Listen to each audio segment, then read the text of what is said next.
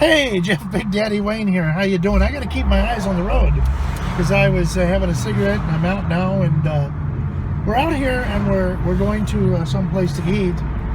But I wanted to talk about this idea of D.C., Washington D.C., the District of Columbia, becoming the 51st state. You've heard about that, right? They've done this for a long time now, putting forth this idea that they should be a state, that they're not represented in Congress, the people there.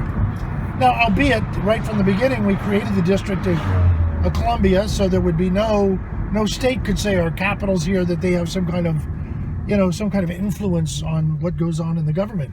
But the people in D.C. today, that doesn't mean nothing to them. They want to be the 51st state so they can get a couple of senators, representative, and some money. Money's always at the bottom of it. You know that, right?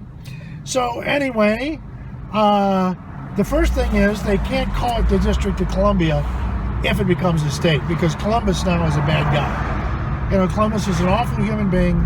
We cannot mention Columbus. So the 51st state, what would it be? Well, D.C., the population is 99% black. So I think it should be called the state of Jackson, in honor of Michael Jackson, LaToya Jackson, Reggie Jackson, Jesse Jackson. Let's honor them and build giant statues to them, and it will be the state of Jackson, Mahalia Jackson also. And what's going to happen in the 51st state of D.C. is, of course, they will be all Democratic. So the Democrats get 2 more senators, a couple of representatives, and everybody gets a lot more money. So I think it's a bad idea, because I think it's still good to make one little part of the country non-affiliated and staying out of the government's problems. Because, of course, if D.C. becomes a state, the 51st state, see, they're smart, really, in their status, like Puerto Rico.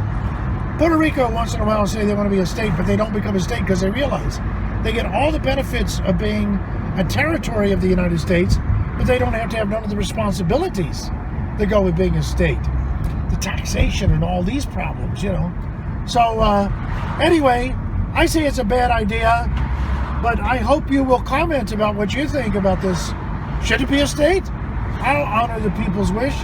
And now, in honor of the state of Jackson, we'll go get some soul food, which I don't know if there's any soul food here in the valley. I'm looking around. We'll just go to the first restaurant that'll be over here on my left-hand side.